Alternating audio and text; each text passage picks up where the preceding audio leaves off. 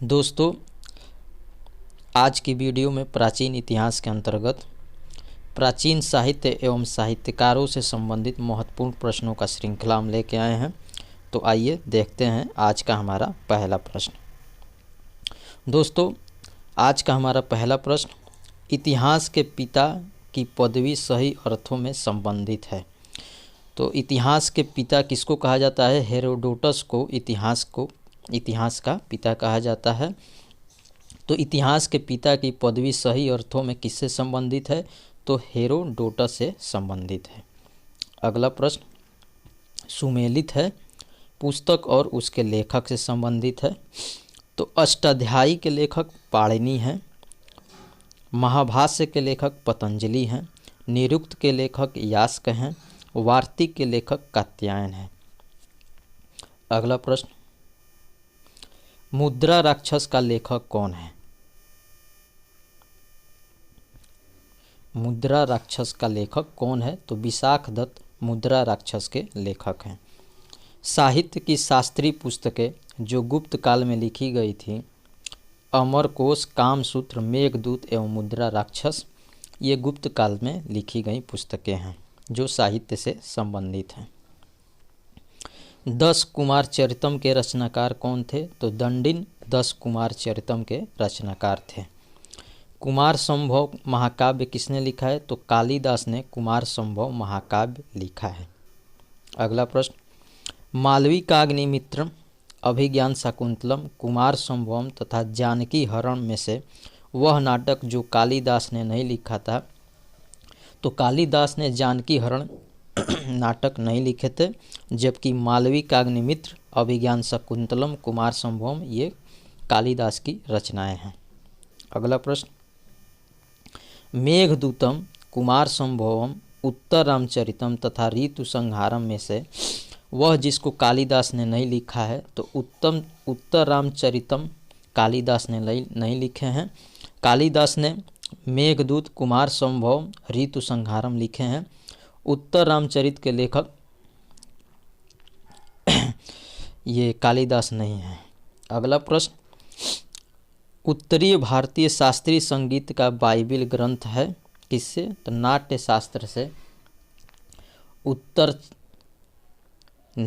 शास्त्र से।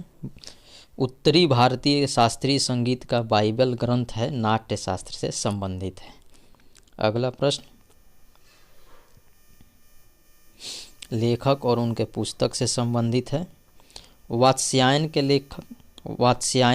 कामसूत्र के लेखक हैं। वात्स्यायन की रचना है कामसूत्र। चाणक्य की रचना है अर्थशास्त्र। कल्हड़ की रचना है राजतरंगिणी। अगला प्रश्न, कल्हड़ द्वारा रचित राजतरंगिणी संबंधित है। तो कश्मीर के इतिहास से संबंधित है कल्हड़ द्वारा रचित राजतरंगिणी। अगला प्रश्न, कल्हड़ की राजतरंगिणी की तरह एक इतिहास की पुस्तक गौड़वाह किसने लिखी थी? तो वाक्यपति ने गौड़वाह की रचना की थी। अगला, लेखक और उनकी रचनाएं से संबंधित प्रश्न है। भारवी का किरातार्जुनीयम रचनाएं हैं। राजशेखर कर्पूर मंजरी, कालिदास का रघुवंश, भास का स्वप्नवास दत्तम, बाण भट्ट का कादम्बरी। एक बार और देखते हैं लेखक और उनकी रचनाएं। भारवी किरातार्जुनीयम की रचना भारवी ने की थी। कर्पूर मंजरी राजशेखर ने की थी। रघुवंश की रचना कालिदास ने की थी। स्वप्नवास दत्तम की रचना भास ने की थी। कादम्बरी की रचना बाण भट्ट ने की थी। अगला प्रश्न, हर्ष की रचना नागानंद रत्नावली और एक और है प्रियदर्शिका। हर्ष की ये 3 नाटक थे, नागानंद, रत्नावली और प्रियदर्शिका। अगला प्रश्न, संस्कृत की रचनाएं जिन्होंने महाभारत से अपना कथा सूत्र लिया है। नैषधीय चरित, किरातार्जुनीयम एवं शिशुपाल वधम ये संस्कृत की रचनाएं हैं जो महाभारत से अपना कथा सूत्र लिया गया है। नैषधीय चरित, किरातार्जुनीयम एवं शिशुपाल वधम। चरक संहिता नामक पुस्तक किससे संबंधित है? जो चिकित्सा से संबंधित है, चरक संहिता नामक पुस्तक। अगला, वराह मिहिर की पंच सिद्धांतिका आधारित है। तो यूनानी ज्योतिर्विद्या पर आधारित है वराह मिहिर की पंच सिद्धांतिका। अगला प्रश्न सुमेलित से है, विद्वान और उनसे संबंधित क्षेत्र। विशाख दत्त नाटक से संबंधित है। वराह मिहिर खगोल शास्त्री से संबंधित है। ब्रह्मगुप्त गणित से संबंधित है। अगला प्रश्न मिलिंद पन्हो पाली ग्रंथ से संबंधित है। मिलिंद पन्हो।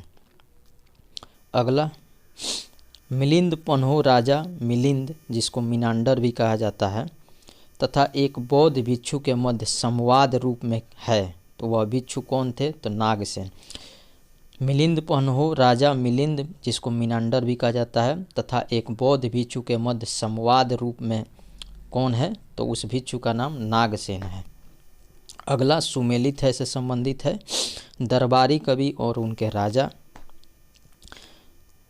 तो अलाउद्दीन खिलजी के दरबारी कवि अमीर खुसरो थे। चंद्रगुप्त द्वितीय के दरबारी कवि कालिदास थे। समुद्रगुप्त के दरबारी कवि हरिसेन थे। हर्षवर्धन के दरबारी कवि बाणभट्ट थे। अगला प्रश्न राजतरंगिणी के लेखक कल्हड़ के समय शासक कौन था? तो जय सिंह राजतरंगिणी के लेखक कल्हड़ के समय शासक था। कल्हड़ कृत राजतरंगिणी में कुल तरंग हैं 8। कल्हड़ की राजतरंगिणी को आगे किसने बढ़ाया? तो जोन राज एवं श्रीवर ने कल्हड़ की राजतरंगिणी को आगे बढ़ाया। अगला प्रश्न सौंदरानंद रचना है, तो अश्वघोष की रचना है सौंदरानंद। अगला प्रश्न नागानंद रत्नावली एवं प्रियदर्शिका के लेखक कौन थे? तो हर्षवर्धन। नागानंद रत्नावली एवं प्रियदर्शिका के लेखक हर्षवर्धन थे। अगला अमरकोश सिद्धांत शिरोमणि बृहत संहिता तथा अष्टांग हृदय में से वह जो विश्वकोशीय ग्रंथ है, तो बृहत संहिता विश्वकोशीय ग्रंथ है। अगला प्रश्न प्राचीन भारत के इतिहास के संदर्भ में भौभूति हस्तिमल तथा क्षेमेश्वर प्रसिद्ध थे। नाटककार के रूप में प्राचीन भारत के इतिहास के संदर्भ में भौभूति हस्तिमल तथा क्षेमेश्वर नाटककार के रूप में प्रसिद्ध थे। सुमेलित है से संबंधित प्रश्नों को देखते हैं।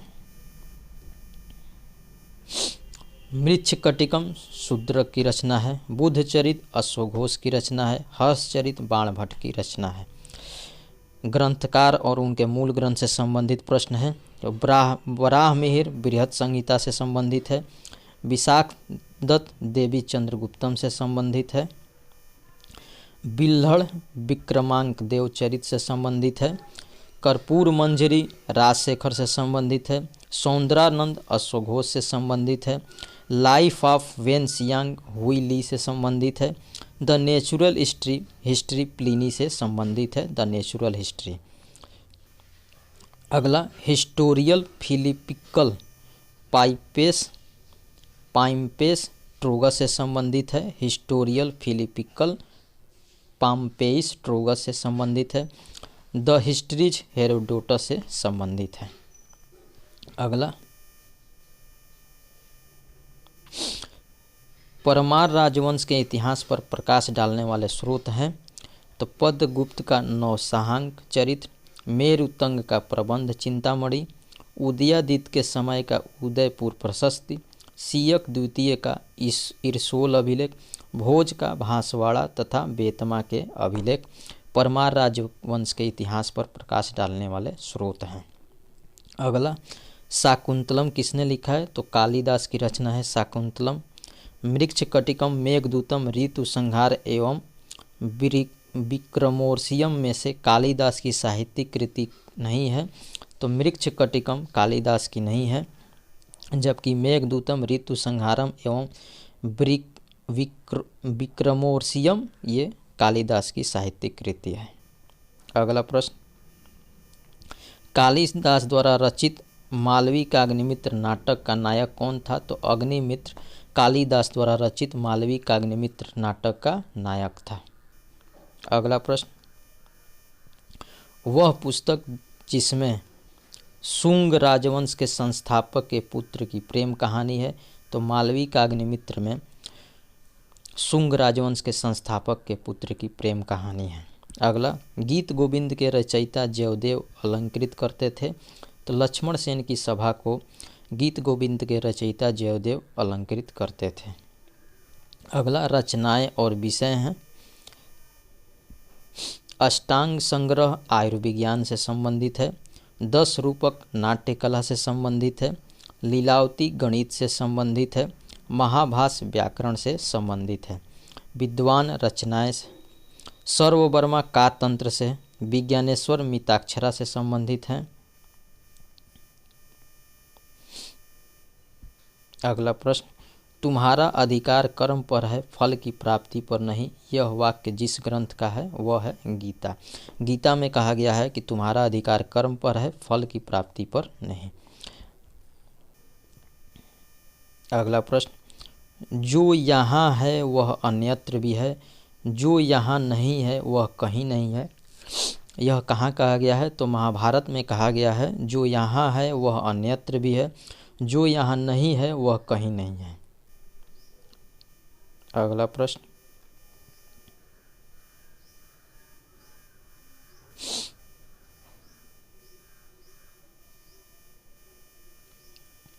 अगला प्रश्न है,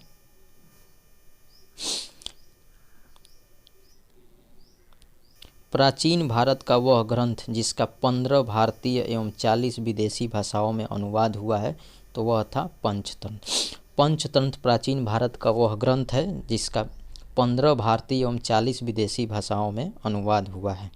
अगला, पंचतंत्र मूल रूप से लिखी गई है, तो विष्णु शर्मा द्वारा पंचतंत्र लिखी गई है। अगला प्रश्न, प्राचीन भारतीय इतिहास के संदर्भ में सही कथन है। तो मिताक्षरा व्यवस्था में पुत्र अपने पिता के जीवन काल में ही संपत्ति पर अधिकार का दावा कर सकते थे, जबकि दायां भाग व्यवस्था में पिता की मृत्यु के उपरांत ही पुत्र संपत्ति पर अधिकार का दावा कर सकते थे। मिताक्षरा व्यवस्था में पुत्र अपने पिता के जीवन काल में ही संपत्ति पर अधिकार का दावा कर सकते थे, जबकि दाएं भाग व्यवस्था में पिता की मृत्यु के उपरांत ही पुत्र संपत्ति पर अधिकार का दावा कर सकते थे। प्राचीन भारतीय इतिहास के संदर्भ में ये सही कथन है। अगला, बीज गणित के क्षेत्र में अपने योगदान के लिए विशेष रूप से जाने जाते हैं, तो भास्कर बीज गणित के क्षेत्र में अपने योगदान के लिए जाने जाते हैं। गणित की पुस्तक लीलावती के लेखक कौन है? तो भास्कराचार्य लीलावती के लेखक हैं। अगला प्रश्न, आर्यभट्ट थे, तो आर्यभट्ट भारतीय गणितज्ञ एवं खगोल शास्त्री थे। वह भारतीय गणितज्ञ जिसने दशमलव के स्थानिक मान की खोज की, तो वह थे आर्यभट्ट। आर्यभट्ट ने दशमलव के स्थानिक मान की खोज की थी। अगला, पृथ्वी की अपनी धुरी पर घूमने के कारण प्रतिदिन सूर्योदय एवं सूर्यास्त होता है। किसने कहा था? तो आर्यभट्ट ने कहा था कि पृथ्वी की अपनी धुरी पर घूमने के कारण प्रतिदिन सूर्योदय एवं सूर्यास्त होता है। शून्य का आविष्कार किसने किया था? तो किसी अज्ञात भारतीय ने शून्य का आविष्कार किया था। मत विलास प्रहसन का लेखक कौन था? तो महेंद्र वर्मन मत विलास प्रहसन के लेखक थे। मनुस्मृति मुख्यतः संबंधित है, तो मनुस्मृति समाज व्यवस्था से संबंधित है। भारत का प्रथम विधि निर्माता किसे माना जाता है? तो मनु को भारत का प्रथम विधि निर्माता माना जाता है।